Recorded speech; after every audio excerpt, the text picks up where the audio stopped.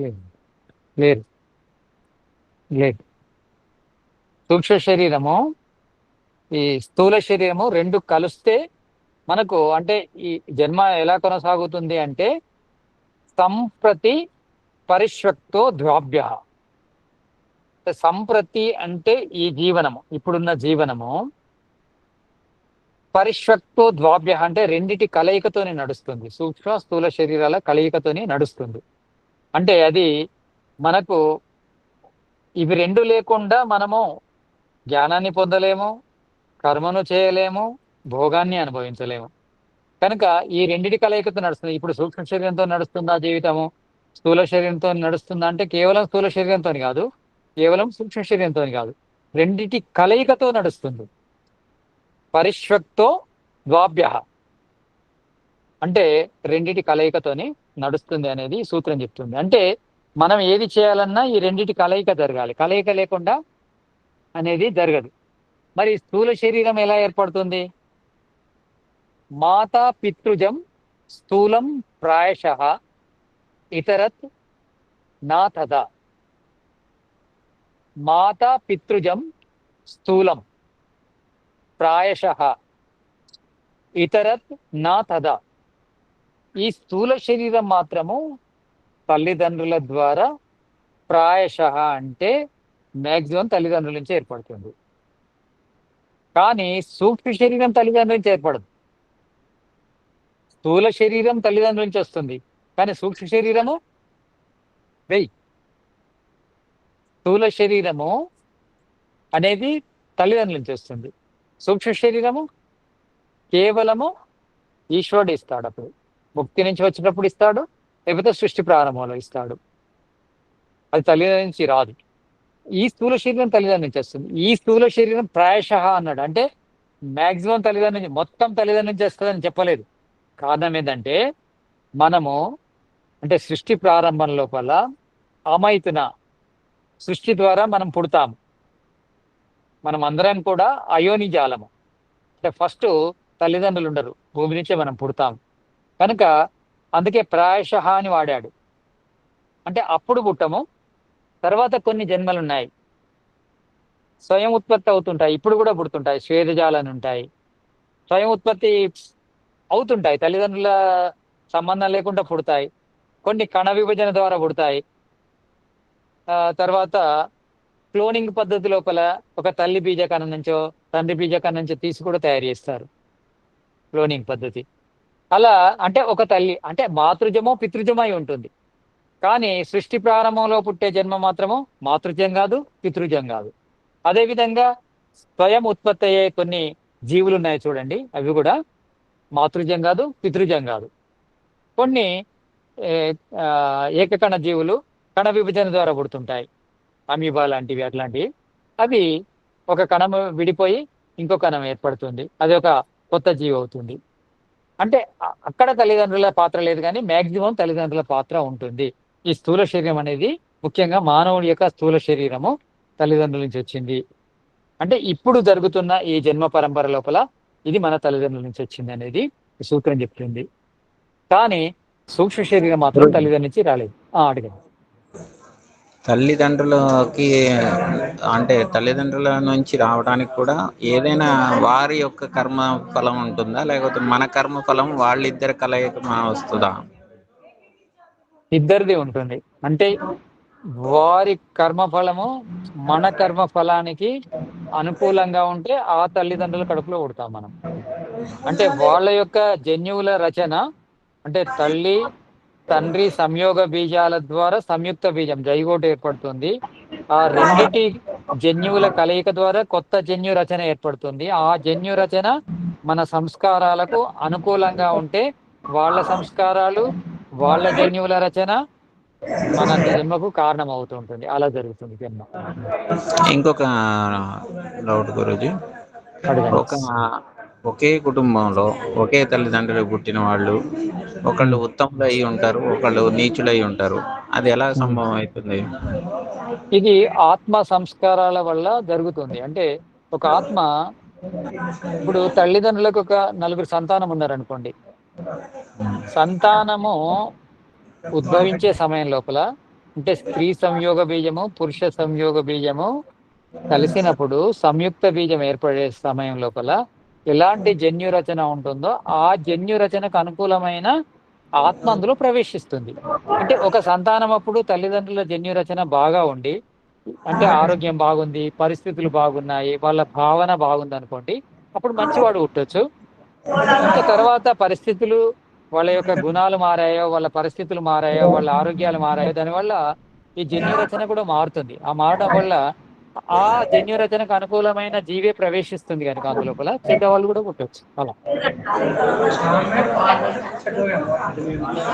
అందుకే ఇప్పుడు పుట్టుక వల్ల ఎవరు కూడా మా అంటే బ్రాహ్మలు గారు వారి యొక్క కర్మానుసారమే మొత్తానికి వాళ్ళ యొక్క చాతుర్వర్ణంలో చెప్పారు కదా. అవును. అలాగా ఒకే ఆ, అంటే ఏమంటారంటే ఒకే తల్లిదండ్రులకు జన్మించిన సంతానం కూడా అందులోనే జ్ఞానవంతులు, శౌర్యవంతులు, ఆ, నలుగురికి పంచిపెట్టగలిగేవారు, తర్వాత ఏమంటారు శూద్రగా అంటే క్షుద్రగణం. క్షుద్రగణం.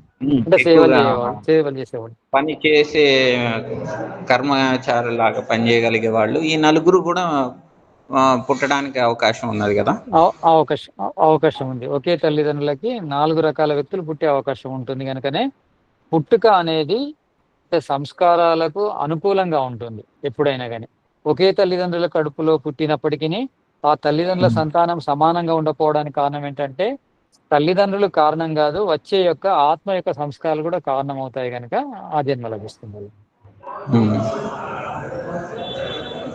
ఆ, అయితే ఈ సంస్కారాలు వాళ్ళ యొక్క జ్ఞానాన్ని బట్టి మెరుగుపరుచుకుంటూ, అంటే ఇప్పుడు శూద్రకర్మ చేసేవాళ్ళు అంటే చాతుర్వర్ణంలో అడుగునున్న వాళ్ళు కూడా ఆ, వారి యొక్క కర్మానుసారాన్ని పెంచుకుంటూ పెంచుకుంటూ ద్విజులు అవ్వడానికి అవకాశం ఉంటుంది. ఉంటుంది. ఎలా అంటే, ఇప్పుడు ప్రారబ్ధం అనేది ప్రారంభంలో ఉంటుంది.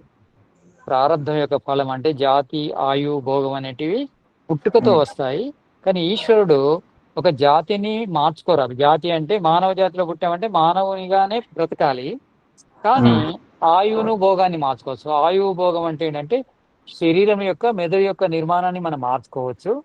ఉమ్, భోగము అంటే మన యొక్క అదృష్టాన్ని కూడా చేంజ్ చేసుకోవచ్చు పురుషార్థం ద్వారా. అందుకే ఉమ్, ఈ వేదాలు గాని, శృతులు గాని, స్మృతులు గాని మనము ఎలాంటి ప్రారంభం ద్వారా పుట్టినా పురుషార్థం ద్వారా మనము గొప్పగా మారచ్చు. అంటే శూద్రత్వంతో పుట్టినప్పటికీ, శూద్రుల కడుపులో పుట్టినప్పటికీ పురుషార్థం ద్వారా బ్రాహ్మణుడు కావచ్చు. బ్రాహ్మణత్వంతో పుట్టినప్పటికీ, బ్రాహ్మణుల కడుపులో పుట్టినప్పటికీ తాను ఉమ్, పురుషార్థం చేయకుంటే శూద్రుడైపోవచ్చు. కనుక ఉమ్. మనం పురుషార్థం ముఖ్యమవుతుంది. పుట్టుక అనేది పూర్తిగా జీవితాన్ని నిర్ణయించదు. కానీ పుట్టుక యొక్క ప్రభావం ఎక్కువగా ఉంటుంది కనుక పురుషార్థం ఎక్కువ చేయవలసి ఉంటుంది. అందుకే మంచి కర్మలు చేసుకుంటే మంచి జన్మ వస్తుంది. ఆ మంచి జన్మలో తక్కువ పురుషార్థం ద్వారా ఎక్కువ సాధించవచ్చు. అలా. గురూజీ, ఇంకొక చిన్న డౌట్. మనము అడగండి. మానవ జన్మ ఎత్తిన తర్వాత మనకు తెలుసో తెలియకో ఆ, మనం కొన్ని కర్మలు అంటే మనకు తెలియక కొన్ని కర్మలు జరుగుతూ ఉంటాయి. దానివల్ల అవును. మనకి అనుకోకుండా పాపం ఎక్కువగానే జరుగుద్ది. ఆ అవును. తర్వాత కూడా మానవ జన్మే రావాలి అని అంటే మనకి జ్ఞానం కలిగిన తర్వాత మళ్ళీ వాటిల్ని ఉద్ధరింపజేసుకోవాల్సిందేనా?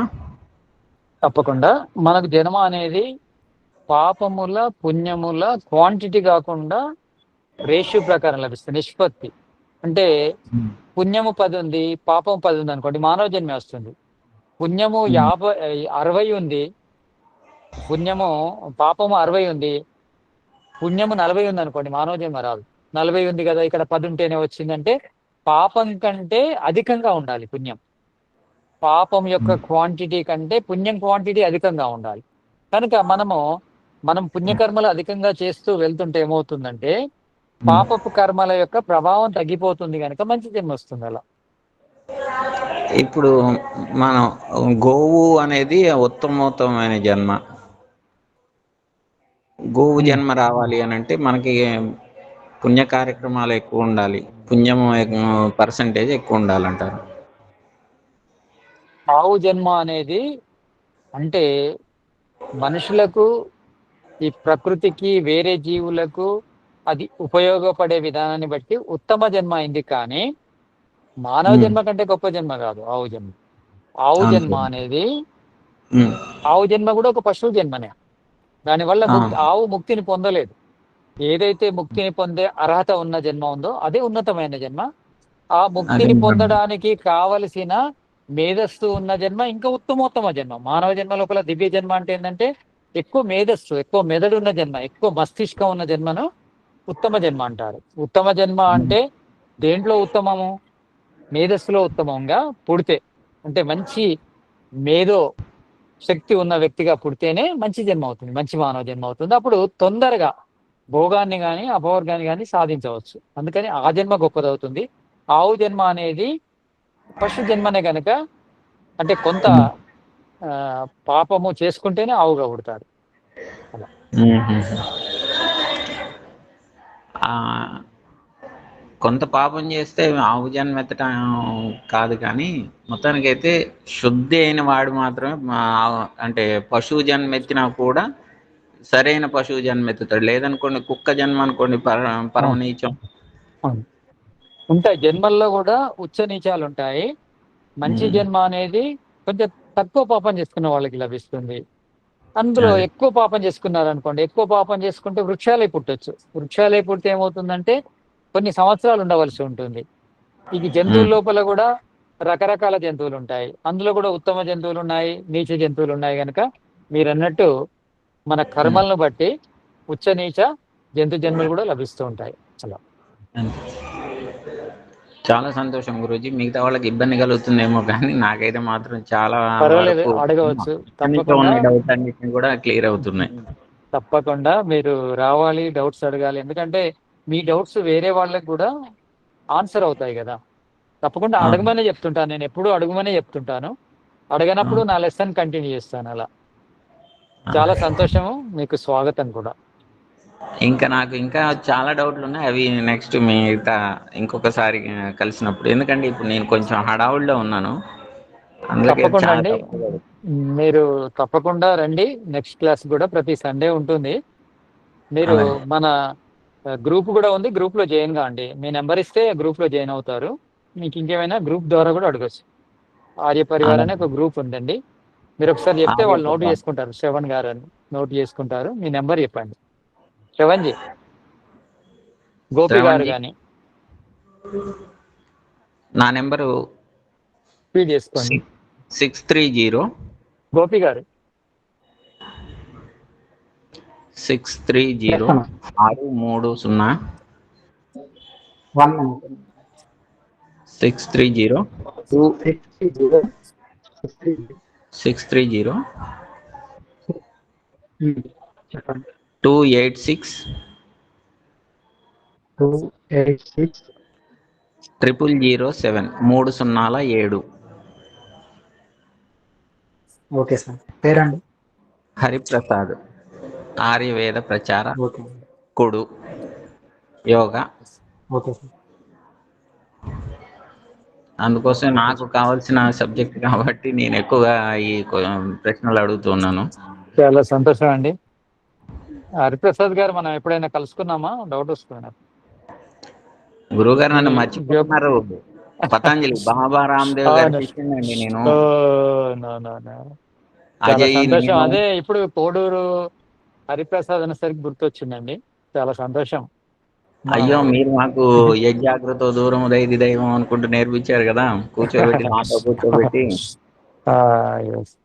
అయ్యో, చాలా మర్చిపోయాను. సంతోషం.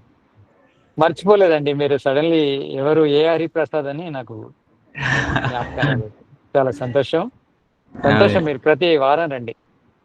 తప్పకుండా. ఓకేనండి. ఇంక ఈ రోజు రుచి చూశాను కాబట్టి ప్రతిరోజు ఇంకా అది తినడానికి నేను ఇష్టపడతాను. సంతోషం అండి. మిగతా సూత్రాలు మనం కంప్లీట్ చేసిద్దాం. అలాగే. ఇది స్థూల శరీరం అనేది తల్లిదండ్రుల ద్వారా వస్తుంది, సూక్ష్మ శరీరం మాత్రం తల్లిదండ్రుల ద్వారా రాదు. తర్వాత ఇంకో సూత్రం ఏం చెప్తుందంటే, గురు అమ్మ ఇంకా చిన్న క్వశ్చన్ అడగండి, డౌట్ అడగండి గురించి. అమ్మ. ఇప్పుడు ఈ సంస్కారాలు అనేది జెనెటిక్ మెటీరియల్ అని కూడా అనుకోవచ్చా? ప్రతి సెల్లులోనూ ఉంటుంది అన్నట్టు. జెనెటిక్ అంటే మనకు మన జన్యువులు ఎలా లభిస్తాయి అంటే సంస్కారాలకు అనుకూలంగా లభిస్తాయి. అంటే ఇక్కడ అవ్- ఈశ్వరుడు ఏం చూస్తా ఇప్పుడు యాక్చువల్లీ ఏమంటే కొన్ని మన బాడీ అంతా ప్రతి అణువు కూడా కణాల్లో వాటర్ కంటెంటే ఎక్కువ ఉంటుంది. అవును. టు ఇప్పుడు మన భూమిలో 72% వాటర్ ఎలా ఉందో మన బాడీలో కూడా అలానే ఉంది. కాబట్టి వాటర్ మనకు ఇప్పుడు కోపం వచ్చినా, మనకు సంతోషం వచ్చినా, ఒక ఏ ఎమోషన్ వచ్చినా ఒక ఫార్మేషన్, క్రిస్టల్ ఫార్మేషన్ అని తీసుకుంటుంది అనేసి మీరు విన్నారా గురూజీ? ఒక జాపనీస్ సైంటిస్ట్ కిమో కిమోటో సంథింగ్, నేను వాళ్ళ పేరు చెప్తానులేండి, అతనికి నోబెల్ ప్రైజ్ కూడా వచ్చింది. సో అతను ఒక సిద్ధాంతం, అంటే ఒక వాటర్ కంటెంట్ ఇలా మన బాడీలో ఉంటుంది అనేసి, మనకు ఒక ప్రతి ఎమోషన్ లో ఇలా అవుతుంది కాబట్టి మనము ఒక్కొక్క అణువు కూడా ఇలా రియాక్ట్ అవుతుంది. కాబట్టి మనము ఏదైనా మంచిది, ఎస్పెషల్లీ ఇట్లా ధ్యానంలో ఆర్ ఫోకస్ చేసి మైండ్ ని ఒక సమస్థితిలో దీనిగా సమాధానంగా పెట్టుకున్నామంటే ఒక ఫార్మేషన్ ఉంటుంది, ఒక జ్యువెలరీ లాగా ఒక మంచి క్రిస్టల్ ఫార్మేషన్ అవుతుంది అనేసి ప్రూవ్ చేస్తున్నాడు గురూజీ. సో దాన్ని పెట్టుకొని ఈ విజువలైజేషన్ అండ్ మేనిఫెస్టేషన్ ఇవన్నీ చెప్తారనమాట. మనకు ఏదో చాలా బాధల్లో, కష్టాల్లో, డబ్బులే లేకుండా లేదు, ఏదో ఒక కష్టంలో ఉంటారు. బట్ మనము దానికి ఆపోజిట్ గా మనకు డబ్బులు కావాలి, చాలా రిచ్ గా ఉన్నాము అన్నట్లు ఫీల్ అవుతే ఎగ్జాక్ట్లీ అదే లభిస్తుంది. యద్భావం తద్భవతి అనేసి చెప్తారు కదా వేదంలో. అలా మనకు ఏదే పరిస్థితి ఉన్ని, అంటే అడ్వర్స్ గా మనము దాన్ని అగెయిన్స్ట్ గా, ఆపోజిట్ గా మనం ఏమైనా ఊహించినామో, ఇప్పుడు మనకు మోక్షమే కావాలి ఆర్ జ్ఞానం పొందినట్టు, చాలా ఆనందంగా తృప్తిగా ఉన్నట్టు ఫీల్ అవుతూ ఉంటే ఇలా ఊహ శక్తితో అదే లభిస్తుంది అనేసి వాళ్ళు చెప్తారు. ఇదంతా ప్రతి ఒక్క సెల్ ద్వారా సాధ్యమవుతుంది అనేసి చెప్తారు. అది ఎంతవరకు నిజం అనేసి అనిపిస్తుంది గురూజీ? అది నిజమేనండి. ఎలా అంటే మనము, అంటే ఆత్మ ప్రవేశించక ముందు సంయుక్త బీజం లోపల శరీరం యొక్క ఒక స్ట్రక్చర్ ఉంటుంది తప్పకుండా, అంటే ఒక ప్లాన్ ఉంటుంది. ఆ కణం లోపల మొత్తం అంటే మన జన్యువుల ఆధారంగా శరీరం యొక్క ప్లాన్ అంతా ఉంటుంది అందులోపల. అందులోకి ఆత్మ ప్రవేశిస్తుంది. ఆత్మ ప్రవేశించిన తర్వాత ఆత్మతో పాటు సూక్ష్మ శరీరం ప్రవేశిస్తుంది కనుక ఆ సూక్ష్మ శరీరంలోని ఈ సూక్ష్మ శరీరం ఎలా ఉంటుందంటే మధ్యలో అంతఃకరణం ఉంటుంది, అంతఃకరణం లోపల ఆత్మ ఉంటుంది, ఆ చుట్టూ కర్మేంద్రియాలు, జ్ఞానేంద్రియాలు ఉంటాయి. జ్ఞానేంద్రియాల చుట్టూ, అంటే ప్రతి జ్ఞానేంద్రియం చుట్టూ ఈ తన్మాత్రలు ఉంటాయి. ప్రతి జ్ఞానేంద్రియం చుట్టూ తన్మాత్రలు ఉంటాయి. తర్వాత అంతఃకరణం చుట్టూ కూడా తన్మాత్రలు ఉంటాయి. ఇవి శరీరంలో ప్రవేశించిన తర్వాత ఎక్కడ ప్రవేశిస్తాయంటే మెదడులో ప్రవేశిస్తాయి. మెదడులో ప్రవేశించిన తర్వాత మనకు ఆల్రెడీ ప్లాన్ ఉంది. బాడీ ప్లాన్ లోపల మెదడు లోపల ఏముంటాయి, వాటి యొక్క కంట్రోల్ పాయింట్స్ ఉంటాయి. బాడీ లోపల ప్రతి కంట్రోల్ పాయింట్ అక్కడ ఉంటుంది. అందులోకి మొదలు ప్రవేశిస్తుంది. మెదడులోకి ప్రవేశించగానే మెదడు జీవ పదార్థంతో కూడింది కనుక ఈ సూక్ష్మ శరీరం ప్రవేశించగానే దాని లోపల ప్రాణం ఉత్పత్తి అవుతుంది. ఆ ప్రాణము ఉత్పత్తి కాగానే ప్రాణం అంటే ఈ తన్మాత్రలు అక్కడున్న జీవ పదార్థం కలిసి ప్రాణం ఉత్పత్తి అవుతుంది. ఆ ప్రాణము ఆ శరీరం అంతా వ్యాపిస్తుంది. మెదడు నుంచి వ్యాపించిన తర్వాత ప్రతి పార్ట్ పనిచేస్తుంది. మనకు ఒకటి మాత్రమే కనిపిస్తుంది, గుండె కొట్టుకోవడం. ఫస్ట్ కన్ఫామ్ కాగానే, ప్రెగ్నెన్సీ కన్ఫామ్ కాగానే గుండె మాత్రమే బ్లడ్ కొట్టుకోవడం అనేది మనకు స్కానింగ్ లో కనిపిస్తూ ఉంటుంది. కారణం ఏంటంటే అదొకటి, అంటే శరీరం లోపల ప్రాణం ఉత్పత్తి మెదడులో అవుతుంది. అక్కడి నుంచి గుండె ఉత్పత్తి అవుతుంది. ఆ గుండెకి సంబంధించిన పాయింట్ కూడా మెదడులోనే ఉంటుంది. ఈ గుండె ఏం చేస్తుందంటే పోషక పాత్ర వహిస్తుంది. అంటే ఈ ప్రాణాన్ని మనకు కంటిన్యూస్ గా ఉంచడం కోసము అది ప్రయత్నం చేస్తూ ఉంటుంది. అది ఎప్పుడైతే దాని గుండె చప్పుడు మొదలవుతుందో, గుండె కొట్టుకోవడం అనేది మనిషి ప్రాణం పోయే వరకు కొట్టుకుంటూనే ఉంటుంది కదా. ఇది ఈ పని చేస్తుంది. అంటే ప్రాణాన్ని శరీరం అంతా ఎప్పుడు రక్షించే విధంగా పనిచేస్తూ ఉంటుంది. అయితే ఇది అంటే ఈ నిర్మాణం అనేది ఎలా ఉంటుంది, ఎలాంటి శరీరంలో ప్రవేశించాలంటే ఆత్మ సంస్కారాలకు అనుకూలంగా ఇందులో ప్రవేశించింది. దాని సంస్కారాలకు అనుకూలంగా ఈ శరీరం యొక్క నిర్మాణం ఉంటుంది. అంటే కాళ్ళు ఏ విధంగా ఉండాలి, చేతులు ఏ విధంగా ఉండాలి, గుండె ఏ విధంగా ఉండాలి, ఊపిరితిత్తులు ఏ విధంగా ఉండాలి, మెదడు ఏ విధంగా ఉండాలి, కళ్ళు, చెవులు ఇవన్నీ కూడా ఏర్పడతాయి. ఏర్పడిన తర్వాత ఆ సంయుక్త బీజం కాస్త పిండంగా, శిశువుగా మారి బయటకు వస్తుంది. బయటకు వచ్చిన తర్వాత మన ఫీలింగ్స్ అనేటివి మళ్ళీ అంటే మెదడు నుంచి ఫీలింగ్స్ వస్తుంటాయి కనుక ఆ ఫీలింగ్స్కి అనుకూలంగా శరీరం లోపల స్మాల్ చేంజెస్ జరుగుతూనే ఉంటాయి. స్మాల్ చేంజెస్ అంటే అంటే 60 అంటే దాదాపు 70% మార్చుకోవచ్చు బాడీని. ఒక 30% అనేది జాతి ఏర్పడుతుంది కనుక ఆ జాతికి అనుకూలమైన మౌలికమైన లక్షణాలను మనం మార్చలేము, కానీ మిగతా లక్షణాలు 70% మనం మార్చుకునే అవకాశం ఉంది.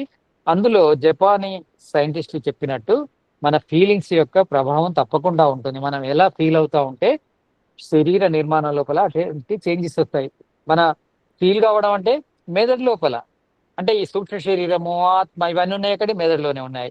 ఈ శరీరం యొక్క కేంద్రాలన్నీ ఎక్కడ ఉన్నాయి? మెదడులోనే ఉన్నాయి కనుక అక్కడ చేసే ఫీలింగ్స్ అన్నీ కూడా తప్పకుండా మన శరీరం లోపల పూర్తిగా మార్పు తేకున్నా మ్యాక్సిమం మార్పు తీసుకొచ్చే అవకాశం ఉంటుంది. మన యొక్క ఆలోచన యొక్క ప్రభావము, ఆలోచన యొక్క బలం వల్ల, ఆలోచనలకు అనుకూలంగా మనం చేసే ప్రయత్నం వల్ల తప్పకుండా చేంజ్ వస్తుంది. అదే పురుషార్థం అంటే. అంటే మనం ఏ విధంగా పుట్టామో ఆ విధంగానే ఉండాలని ఏం లేదు. పుట్టిన దానికి భిన్నంగా మనం అభివృద్ధి చెందొచ్చు.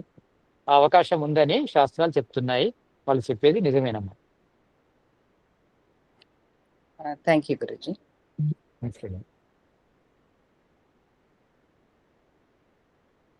తర్వాత సూత్రం ఏం చెప్తుందంటే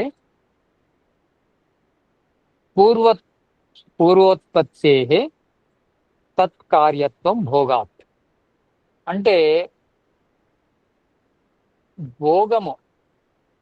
భోగం అనే కార్యము ఆత్మకు లభించడం కోసము ఈ సూక్ష్మ శరీరము, స్థూల శరీరము ఏర్పడ్డాయి. అంటే భోగము అనేది లేకుంటే స్థూల శరీరము రాదు, సూక్ష్మ శరీరము ఉండదు.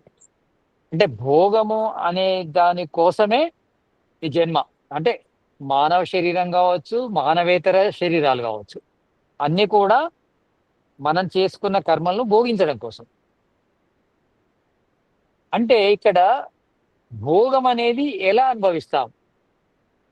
భోగాత్ ఏకస్య నేతరస్య. ఏకస్య నేతరస్య అంటే భోగము ఆత్మకు ఎలా కలుగుతుంది? భోగము ఆత్మకు ఎలా కలుగుతుందంటే మనస్సు ద్వారా కలుగుతుంది. మనసు డైరెక్ట్గా స్థూల శరీరం, ఆత్మ డైరెక్ట్గా స్థూల శరీరంతో కనెక్ట్ అయ్యలేదు, మనసుతోనయింది. అంటే ఈ స్థూల శరీరంలో జరిగే స్పందనలన్నీ కూడా మనసులోకి వెళ్తాయి. ఆ మనస్సు ద్వారా అంటే ఆ అంతఃకరణాల ద్వారా, ఆ సూక్ష్మ శరీరం ద్వారా మాత్రమే ఆత్మ భోగిస్తుంది. అంటే స్థూల శరీరం అనేది భోగానికి ఆధారం అవుతుంది, కానీ ఈ స్థూల శరీరం యొక్క ఎఫెక్ట్ సూక్ష్మ శరీరంకి వెళ్ళి సూక్ష్మ శరీరం నుంచి ఆత్మకు చేరుతుంది. అంటే భోగము స్థూల శరీరంలో ఏర్పడ్డప్పటికీ భోగాన్ని అనుభవింపజేసే సాధనము ఆత్మకి సూక్ష్మ శరీరమే అనేది సూత్రం యొక్క అభిప్రాయం.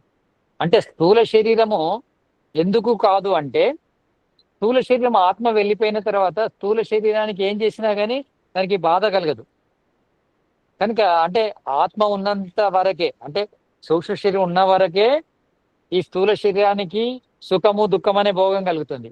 సూక్ష్మ శరీరం లేకుంటే ఈ స్థూల శరీరానికి సుఖ, దుఃఖ భోగాలు ఉండవు. అంటే దీన్ని బట్టి ఏం తెలుస్తుందంటే సుఖము, దుఃఖము అనే భోగము ఆత్మకు సూక్ష్మ శరీరం ద్వారానే కలుగుతుంది అనేది ఈ సూత్రం యొక్క అభిప్రాయం. అయితే సూక్ష్మ శరీరం లోపల ఎన్నున్నాయనేది మళ్ళొక ఈ సూత్రం చెప్తుంది. సప్తదశైకం లింగం లేదా సప్తదశ ఏకలింగం. సప్తదశ ఏకం లింగం. సప్తదశైకలింగం అంటే 17 ప్లస్ 1 18 తత్వాలతో కూడింది ఈ లింగ శరీరం.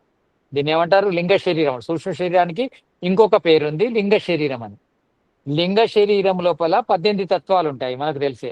ఈ 18 తత్వాల లోపల 17 తత్వాలు ప్లస్ 1 తత్వం అని ఇలా ఎందుకు లెక్క పెట్టాడంటే 17 తత్వాలు అంటే మనకు 17 తత్వాల లోపల 5 తన్మాత్రలు, 5 జ్ఞానేంద్రియాలు, 5 కర్మేంద్రియాలు, తర్వాత మనసు, అహంకారం. ఈ 17 తత్వాలు. ఇక మహాతత్వము 18వ తత్వం. మహాతత్వాన్ని సెపరేట్గా ఎందుకు లెక్క పెట్టాడంటే మహాతత్వాన్ని లింగం అంటారు.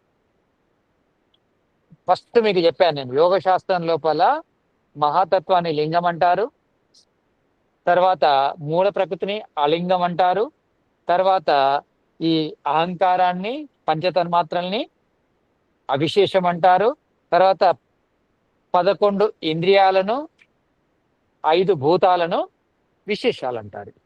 అంటే ఈ తత్వాల లోపల లింగం అనే పేరు దేనికి వచ్చింది? మహాతత్వానికి. కనుక ఇక్కడ ఈ సూత్రం ఏం చెప్తుందంటే దశైకం లింగం. దశ ఏకం. సప్తదశైకం అంటే సప్తదశ ఏక అనే అర్థం. అలా మనం విడగొడితే అలా వస్తుంది. సప్తదశ ఏకం లింగం అంటే సూక్ష్మ శరీరం అనేది సప్తదశ అంటే 17 ఈ అవిశేషాలతో తర్వాత ఒక లింగముతో కూడి ఉంది. 17 అవిశేషాలు ఏంటివి? అహంకారము, పంచతన్మాత్రలు, తర్వాత ఇక్కడ జ్ఞానేంద్రియాలను, కర్మేంద్రియాలను కూడా అవిశేషాలుగానే తీసుకున్నాడు. అంటే ఈ 17 ప్లస్ ఆ లింగముగా అంటే లింగం అనే నామంతో పిలువబడే మహాతత్వాన్ని తీసుకుంటే 18 తత్వాలు కలిసిన ఈ సూక్ష్మ శరీరము అనేది మనకు లింగ శరీరం అంటారు. దీన్ని సూక్ష్మ శరీరం అంటారు. దీనిలో 18 తత్వాలు ఉంటాయి. ఈ మహాతత్వానికి ఉన్న ఆ లింగము అనే పేరు ఈ మిగతా తత్వాలకు కూడా వస్తుంది. ఎందుకంటే అది ముఖ్యమైనది కనుక, దానితో కూడి ఈ 17 తత్వాలు ఉన్నాయి కనుక ఈ సూక్ష్మ శరీరాన్ని లింగ శరీరం అని కూడా అనడం జరుగుతుంది అనేది ఈ యొక్క సూత్రం యొక్క అభిప్రాయం. మరి రకరకాల శరీరాలు ఎందుకు ఏర్పడ్డాయి మనిషికి అంటే మన మానవులందరూ ఒకే రకంగా లేరు. అంతేకాకుండా జీవాత్మలన్నిటికీ మానవ శరీరం లభించలేదు. రకరకాల జన్మలు లభించాయి. ఇందాక హరిగారు అన్నట్టు ఆవు జన్మ వస్తుంది, అశ్వం జన్మ వస్తుంది, హస్తి జన్మ వస్తుంది, శునక జన్మ వస్తుంది, మార్జాలం వస్తుంది. ఇవన్నీ జన్మలు ఎలా వస్తాయి? రకరకాల జన్మలు వస్తాయి. మనుషుల్లో కూడా తేడాలు ఉన్నాయి. ఈ జన్మలన్నింటినీ కలిపి ఏమంటారంటే అంటే దివ్యమైన జన్మలు దేవతల జన్మలు అంటారు, మానవ జన్మలు అంటారు, తిర్యక్ జన్మలు అంటారు. అంటే మానవుల లోపల 2 రకాలుగా విభజిస్తారు శాస్త్రం లోపల. దివ్యమైన జన్మలు, మానవ జన్మలు, సాధారణ మానవ జన్మలు. దివ్యమైన జన్మలు అంటే దేవతల జన్మలు, మానవ జన్మలు. తర్వాత తిర్యక్ జన్మలు అంటే మిగతా మానవేతర జన్మలన్నీ కూడా తిర్యక్ జన్మలు అంటారు. ఈ రకరకాల శరీరాలు ఎందుకు లభిస్తాయి? ఒక మనిషి బాగా జ్ఞానిగా ఎందుకు పుడతాడు? ఒకతనికి జ్ఞానం ఎందుకు ఉండదు? తర్వాత ఈ మానవులు కాకుండా మానవేతర జన్మలు ఎలా లభిస్తాయి? ఈ స్థూల శరీరంలో ఇన్ని తేడాలు ఎందుకు వచ్చాయి అనే దానికి ఇది చెప్తుంది ఈ సూత్రం. వ్యక్తి భేదేహే కర్మ విశేషాత్. అంటే ఈ రకరకాల శరీరాలు ఎందుకు లభించాయంటే కర్మల వల్ల లభించాయి. మనకు పాపం అధికమైనప్పుడు ఈ తిర్యక్ జన్మలు లభిస్తాయి. ఇక పాపము పుణ్యము సమానమైనప్పుడు మానవ జన్మ, సాధారణ మానవ జన్మ లభిస్తుంది. పుణ్యము అధికంగా అయినప్పుడు దివ్యమైన జన్మలు, దేవతల జన్మలు అంటే మంచి మేధస్సున్న గొప్ప జన్మలు లభిస్తాయి, ఋషి జన్మలు లభిస్తాయి. ఋషి కావాలంటే మంచి మేధస్సు ఉండాలి. మంచి మేధస్సు ఉండాలంటే మంచి జన్మ లభించాలి, మానవ జన్మ. మనం బాగా పుణ్యం చేసుకుంటే మంచి మానవ దేహం లభిస్తుంది. దాన్నే దివ్యమైన జన్మ లేదా దేవత జన్మ అంటారు. కనుక కర్మలను బట్టి ఈ దేహాలు లభిస్తాయని ఋషి చెప్పడం జరిగింది. అయితే ఈ ఆత్మకు శరీరం ఏంటి అనేది ఈ సూత్రం యొక్క ఉద్దేశము. తత్ అధిష్టానాశ్రయే దేహే తద్వారః తత్ అధిష్టానాశ్రయే అంటే తత్ అంటే ఆత్మకు అధిష్టానము సూక్ష్మ శరీరం. ఆ సూక్ష్మ శరీరానికి ఆశ్రయము స్థూల శరీరం. ఆ స్థూల శరీరాన్ని ఏమంటున్నాం? దేహము అంటున్నాము. తత్ అధిష్టానాశ్రయే దేహే అంటే ఆత్మకు సూక్ష్మ శరీరం అనేది దేహం. ఆ సూక్ష్మ శరీరానికి ఆశ్రయమైన ఈ స్థూల శరీరము సూక్ష్మ శరీరానికి దేహం. అంటే ఈ స్థూల శరీరాన్ని మనం దేహం అంటున్నాం కానీ ఆత్మకు దేహం ఏంటిది? సూక్ష్మ శరీరం. సూక్ష్మ శరీరానికి దేహము ఈ స్థూల శరీరం. కానీ ఈ స్థూల శరీరము ఈ సూక్ష్మ శరీరం ఈ రెండు దేహాలు ఉంటేనే ఆత్మ జ్ఞాతృత్వము, కర్తృత్వము, భోక్తృత్వం చేయగలదు. అంటే ఇవి రెండు లేకుండా ఆత్మ తద్వార అంటే స్థూల శరీరం ద్వారా, సూక్ష్మ శరీరం ద్వారా, రెండిటి ద్వారా కర్మలు చేస్తుంది, జ్ఞానాన్ని తెలుసుకుంటుంది, భోగాన్ని అనుభవిస్తుంది. ఇవి రెండు లేకుండా చేయదు. కానీ ఆత్మకు శరీరం ఏంటిది? స్థూల శరీరం. సూక్ష్మ శరీరానికి శరీరం ఏంటిది? స్థూల శరీరం అనేది ఈ సూత్రం యొక్క అభిప్రాయం.